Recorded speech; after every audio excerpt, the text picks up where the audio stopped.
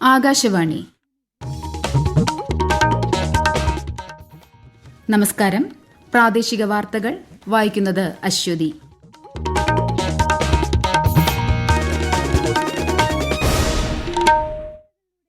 പ്രധാന വാർത്തകൾ. സംസ്ഥാന സർക്കാരിന്റെ നവകേരള സദസ്സിന് ഇന്ന് തിരുവനന്തപുരത്ത് സമാപനം. ജില്ലയിൽ കനത്ത സുരക്ഷ. പോലീസ് അക്രമം നടത്തുന്നുവെന്നാരോപിച്ച് കോൺഗ്രസ് ഡിജിപി ഓഫീസിലേക്ക് നടത്തിയ മാർച്ചിൽ സംഘർഷം. സെക്രട്ടേറിയറ്റ് മാർച്ചുമായി യുവമോർച്ചയും. കേന്ദ്ര പദ്ധതികൾ ജനങ്ങളിലേക്ക് എത്തിക്കുന്ന വികസിത് ഭാരത് സങ്കല്പയാത്ര സംസ്ഥാനത്ത് സജീവമായി തുടരുന്നു. റേഷൻ കടകളിലൂടെ കുറഞ്ഞ നിരക്കിൽ കുടിവെള്ളം ലഭ്യമാക്കുന്ന സുജലം പദ്ധതിക്ക് സംസ്ഥാനത്ത് ഇന്ന് തുടക്കം. ശബരിമല അയ്യപ്പന് ചാർത്തുന്നതിനുള്ള തങ്കയങ്കി വഹിച്ചുകൊണ്ടുള്ള ഘോഷയാത്ര ആറന്മുള പാർത്ഥസാരഥി ക്ഷേത്രത്തിൽ നിന്ന് പുറപ്പെട്ടു. ISL ഫുട്ബോളിൽ ഇന്ന് ATK മോഹൻ ബഗാൻ ഗോവ പോരാട്ടം. വാർത്തകൾ വിശദമായി. പോലീസ് ആക്രമണം നടത്തുന്നുവെന്നാരോപിച്ച് കോൺഗ്രസ് DGP ഓഫീസിലേക്ക് നടത്തിയ മാർച്ചിൽ സംഘർഷം. പ്രതിഷേധക്കാരെ പോലീസ് തടഞ്ഞതോടെ പ്രവർത്തകർ ബാരിക്കേഡിന് മുകളിൽ കയറി പ്രതിഷേധിച്ചു. തുടർന്ന് പോലീസ് കണ്ണീർ വാതകവും ജലപീരങ്കിയും പ്രയോഗിച്ചു. KPCC പ്രസിഡന്റ് K സുധാകരന് ദേഹാസ്വാസ്ഥ്യമുണ്ടായതിനെ തുടർന്ന് ആശുപത്രിയിലേക്ക് മാറ്റി. പ്രതിപക്ഷ നേതാവ് VD Satheesan, UDF convener MM Hassan, Ramesh Chennithala, Shashi Tharoor, K Muraleedharan തുടങ്ങിയ മുതിർന്ന നേതാക്കൾ നേതൃത്വം കൊടുത്ത മാർച്ചിലാണ് സംഘർഷമുണ്ടായത്. നവകേരള സദസ്സിൽ പ്രതിഷേധിച്ച പ്രവർത്തകരെ മർദ്ദിച്ച പോലീസ് നടപടിക്കെതിരെ യുവമോർച്ച സംഘടിപ്പിക്കുന്ന സെക്രട്ടേറിയറ്റ് മാർച്ച് ഉടൻ ആരംഭിക്കും. യുവമോർച്ച സംസ്ഥാന പ്രസിഡന്റ് പ്രഫുൽ കൃഷ്ണ മാർച്ച് ഉദ്ഘാടനം ചെയ്യും. കാലിക്കറ്റ് യൂണിവേഴ്സിറ്റി സിൻഡിക്കേറ്റ് യോഗം നടക്കുന്ന അഡ്മിനിസ്ട്രേറ്റ് ബ്ലോക്കിലേക്ക് ABVP പ്രതിഷേധം. സെനറ്റ് യോഗത്തിനെത്തിയ ABVP അനുകൂലികളെ SFI തടഞ്ഞതിനെ തുടർന്നാണ് പ്രവർത്തകർ പ്രതിഷേധിച്ചത്. അഡ്മിനിസ്ട്രേറ്റ് ബ്ലോക്കിലേക്ക് തള്ളിക്കയറാൻ ശ്രമിച്ച പ്രവർത്തകരെ പോലീസ് അറസ്റ്റ് ചെയ്ത് നീക്കി. സംസ്ഥാന സർക്കാരിന്റെ നവകേരള സദസ്സിന് ഇന്ന് തിരുവനന്തപുരത്ത് സമാപനമാകും. വൈകുന്നേരം വട്ടിയൂർക്കാവ് പോളിടെക്നിക് കോളേജിൽ നടക്കുന്ന തിരുവനന്തപുരം വട്ടിയൂർക്കാവ് നിയോജക മണ്ഡലങ്ങളിലെ സംയുക്ത സദസ്സോടെയാണ് പരിപാടി സമാപിക്കുക. പരിപാടിയോടനുബന്ധിച്ച് കനത്ത സുരക്ഷയാണ് ഒരുക്കിയിട്ടുള്ളത്. കൂടുതൽ വിവരങ്ങളുമായി ആകാശവാണി തിരുവനന്തപുരം ജില്ലാ പ്രതിനിധി രജു കോലിയക്കോട്.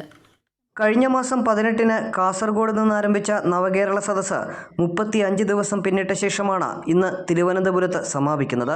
സമാപന ദിവസമായ ഇന്ന് തിരുവനന്തപുരം ജില്ലയിലെ 5 നിയോജക മണ്ഡലങ്ങളിലാണ് പര്യടനം നടക്കുന്നത്. കോവളം, നേമം, കഴക്കൂട്ടം, തിരുവനന്തപുരം, വട്ടിയൂർക്കാവ് മണ്ഡലങ്ങളിലാണ് പര്യടനം. രാവിലെ 9 മണിക്ക് ഇടപ്പഴിഞ്ഞിയിൽ ക്ഷണിക്കപ്പെട്ട വ്യക്തികളുമായി മുഖ്യമന്ത്രിയുടെ നേതൃത്വത്തിൽ പ്രഭാതയോഗം നടന്നു. ഇപ്പോൾ കോവളം നിയോജക മണ്ഡലത്തിലാണ് നവകേരള സദസ്സ് പുരോഗമിക്കുന്നത്. ഇതിനുശേഷം വൈകുന്നേരം 3 മണിക്ക് നേമം മണ്ഡലത്തിലെ നവകേരള സദസ്സ് പൂജപ്പുര മൈതാനത്തും തുടർന്ന് 4:30-ന് കഴക്കൂട്ടം മണ്ഡലത്തിലെ നവകേരള സദസ്സ് കാര്യവട്ടം ഗ്രീൻഫീൽഡ് സ്റ്റേഡിയത്തിലും നടക്കും. ബുധനാഴ്ച വർക്കലയിലാണ് തിരുവനന്തപുരം ജില്ലയിലെ നവകേരള സദസ്സ് ആരംഭിച്ചത്. നവകേരള ബസ്സിനു നേരെ ഷൂവെറിഞ്ഞ വാർത്ത റിപ്പോർട്ട് ചെയ്ത മാധ്യമ പ്രവർത്തകയ്ക്കെതിരെ കേസെടുത്ത പോലീസ് നടപടിയിൽ കേരള പത്രപ്രവർത്തക യൂണിയൻ പ്രതിഷേധിച്ചു.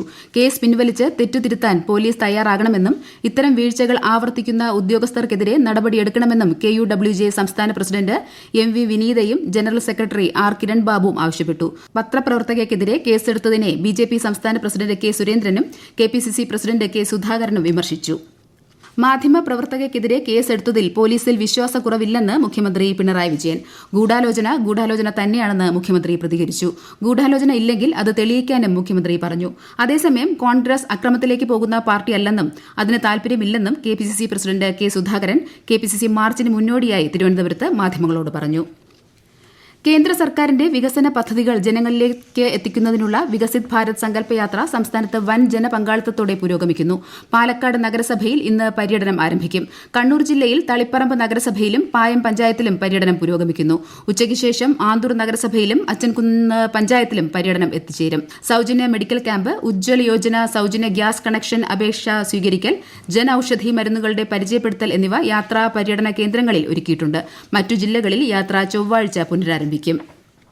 കൃഷി, വ്യവസായ, ചെറുകിട മേഖലകളിൽ വായ്പ നൽകുന്ന കേന്ദ്രാവിഷ്കൃത പദ്ധതിയായ JLGയിലൂടെ ഏറെ ഗുണം ലഭിച്ചതായി കോഴിക്കോട് കടലുണ്ടി സ്വദേശി ജയവല്ലി KA ആകാശവാണി വാർത്തകളോട്.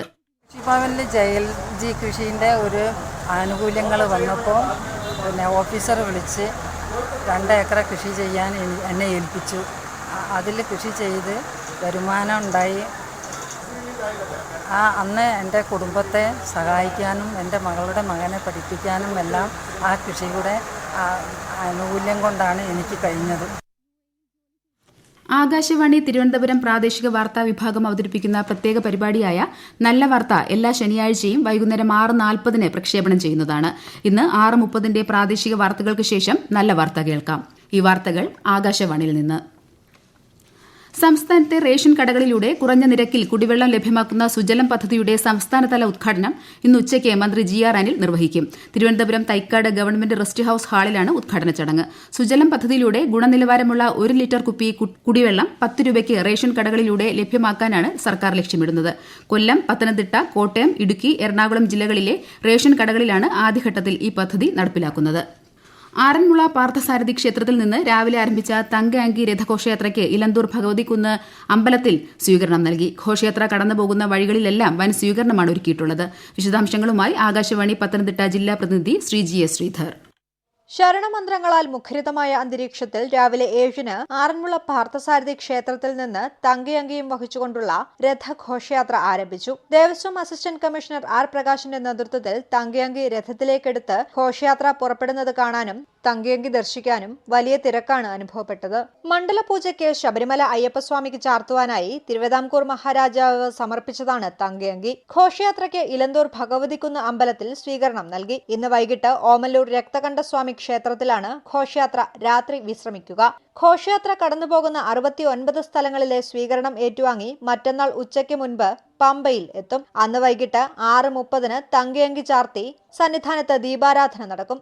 27-ന് ഉച്ചയ്ക്ക് തങ്കയങ്കി ചാർത്തി മണ്ഡല പൂജയും നടക്കും. എരുമേലിയിലും കണമലയിലും ഉണ്ടായ വാഹനാപകടത്തിൽ 7 ശബരിമല തീർത്ഥാടകർക്ക് പരിക്ക്. പുലർച്ചെ എരുമേലി കണമല അട്ടിവളവിൽ തീർത്ഥാടകരുടെ ബസ് നിയന്ത്രണം തെറ്റിമറിഞ്ഞ് 3 പേർക്ക് പരിക്കേറ്റു.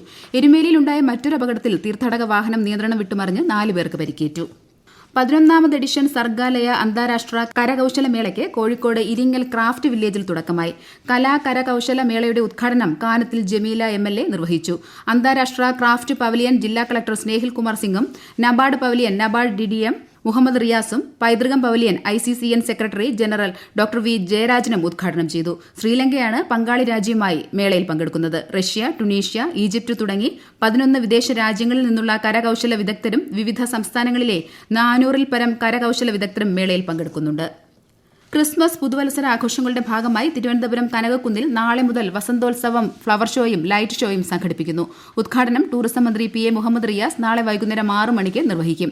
ആഘോഷങ്ങൾ ആവേശമാക്കാൻ pet park, trade fair, food festival എന്നിവയും ഒരുക്കിയിട്ടുണ്ട്. ജനുവരി 2 വരെ നീളുന്ന വസന്തോത്സവം രാവിലെ 10 മുതൽ രാത്രി 11:30 വരെയാണ് സംഘടിപ്പിച്ചിരിക്കുന്നത്. ടിക്കറ്റുകൾ കനകക്കുന്നിലെ കൌണ്ടറുകളിൽ നിന്ന് മുൻകൂട്ടി ബുക്ക് ചെയ്യാവുന്നതാണ്. വിനോദസഞ്ചാര മേഖലകൾ അഭിവൃദ്ധിപ്പെടേണ്ടത് നാടിന്റെ ആവശ്യമാണെന്ന് കേരള നിയമസഭാ സ്പീക്കർ AN ഷംസീർ. ബേക്കൽ അന്താരാഷ്ട്ര ബീച്ച് ഫെസ്റ്റ് 2ാം പതിപ്പ് ഉദ്ഘാടനം ചെയ്ത് സംസാരിക്കുകയായിരുന്നു അദ്ദേഹം. ജാതിക്കും മതത്തിനും വർഗത്തിനും വർണ്ണത്തിനും അതീതമായുള്ള ഒത്തുചേരലാണ് ബേക്കൽ ഫെസ്റ്റ് എന്നും ഇതിനകം തന്നെ ബേക്കൽ ബീച്ച് ഫെസ്റ്റ് ടൂറിസം ഭൂപടത്തിൽ ഇടം പിടിച്ചു കഴിഞ്ഞുവെന്നും സ്പീക്കർ പറഞ്ഞു. അങ്കണവാടി കുട്ടികൾക്ക് കമ്പ്യൂട്ടർ ഉപയോഗത്തിൽ താൽപര്യമുണ്ടാക്കാൻ അങ്കണവാടി ടീച്ചർമാരും ഹെൽപ്പർമാരും കൂടുതൽ ശ്രദ്ധ ചെലുത്തണമെന്ന് നിയമസഭാ സ്പീക്കർ AN ഷംസീർ പറഞ്ഞു.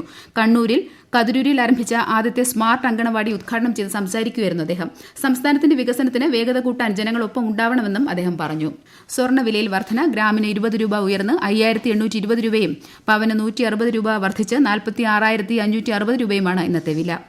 ISL ഫുട്ബോളിൽ ഇന്ന് ATK മോഹൻ ബഗാൻ ഗോവ പോരാട്ടം. രാത്രി 8-ന് കൊൽക്കത്തയിലാണ് മത്സരം. നിലവിൽ 20 പോയിന്റോടെ ഗോവ 1ാം സ്ഥാനത്ത് തുടരുന്നു. ATK മോഹൻ ബഗാൻ 19 പോയിന്റോടെ 3ാം സ്ഥാനത്താണുള്ളത്. തലശ്ശേരി ഗവൺമെന്റ് ബ്രണ്ണൻ കോളേജ് പൂർവ്വ വിദ്യാർത്ഥി കൂട്ടായ്മയായ ബ്രണ്ണൻ അലുമിനി ഗ്ലോബൽ സംഘടിപ്പിച്ച പ്രൊഫസർ E സത്യനാഥ് മെമ്മോറിയൽ അഖില കേരള ഇന്റർ കോളേജിയറ്റ് ബാസ്കറ്റ്ബോൾ ടൂർണമെന്റിൽ പുരുഷ വിഭാഗത്തിൽ SB കോളേജ് ചങ്ങനാശ്ശേരിയും വനിതാ വിഭാഗത്തിൽ കേരള പോലീസും ചാമ്പ്യന്മാരായി. പുരുഷ വിഭാഗത്തിൽ ഇരിങ്ങാലക്കുട ക്രൈസ്റ്റ് കോളേജിനെയാണ് SB കോളേജ് ചങ്ങനാശ്ശേരി പരാജയപ്പെടുത്തിയത്. വനിതാ വിഭാഗത്തിൽ മഹാത്മാഗാന്ധി സർവകലാശാലയെ പരാജയപ്പെടുത്തിയാണ് കേരള പോലീസ് കിരീടം ചൂടിയത്. പ്രധാന വാർത്തകൾ വീണ്ടും. സംസ്ഥാന സർക്കാരിന്റെ നവകേരള സദസ്സിന് ഇന്ന് തിരുവനന്തപുരത്ത് സമാപനം. ജില്ലയിൽ കനത്ത സുരക്ഷ. പോലീസ് ആക്രമണം നടത്തുന്നുവെന്നാരോപിച്ച് കോൺഗ്രസ് DGP ഓഫീസിലേക്ക് നടത്തിയ മാർച്ചിൽ സംഘർഷം. സെക്രട്ടേറിയറ്റ് മാർച്ചുമായി യുവമോർച്ചയും. കേന്ദ്ര പദ്ധതികൾ ജനങ്ങളിലേക്ക് എത്തിക്കുന്ന വികസിത് ഭാരത് സങ്കല്പയാത്ര സംസ്ഥാനത്ത് സജീവമായി തുടരുന്നു.